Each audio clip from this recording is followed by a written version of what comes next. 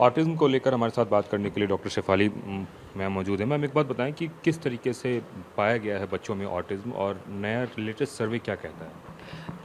Latest अभी ये है कि ऑटिज़म का जो प्रेवलेंस है वो बढ़ता जा रहा है और अभी according to USA last year का फिगर 1 in 36 था और WHO ने actually overall global estimation 1 in 100 का दिया है। WHO एस्टिमेट कर रहा है कि ओवरऑल पूरे वर्ल्ड में 1 in 100 का ऑटिज़म होगा। ऑटिज़म जो है आजकल अब नया शब्द जो है ऑटिज़म स्पेक्ट्रम डिसऑर्डर बोला जा रहा है, बिकॉज ये रियलाइज़ किया जा रहा है कि हर लक्षण हर बच्चे में नहीं होते और हर एक की सिवियरिटी जो है मात्रा हर एक में सेम नहीं होती है।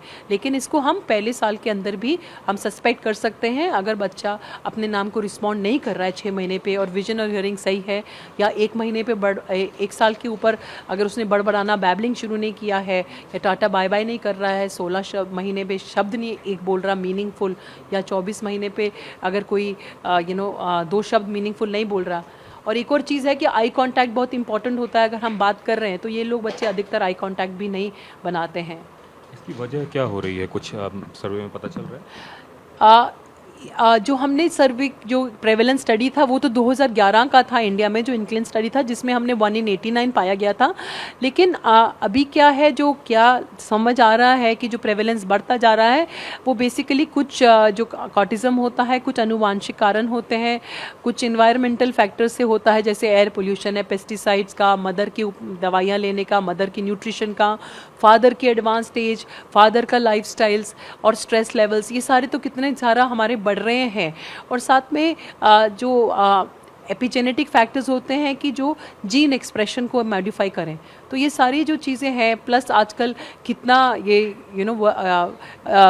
स्क्रीन टाइम बढ़ गया है बच्चों में, तो ये सारी चीज़ें एडेड फैक्टर्स हैं। अब इसका क्या इलाज है और बच्चे कितना इलाज को रिस्पॉन्ड करते हैं?